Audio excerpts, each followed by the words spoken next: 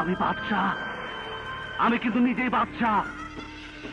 আমার এই জায়গায় আসতে কেউ সাহায্য করে নাই। আমি কেন বাদশাহ হয়েছি ও জানে। আমার বাদশাহ বানাইছে। তুই কিন্তু বহুত বড় জায়গায় হাত দিচ্ছস বাদশাহ।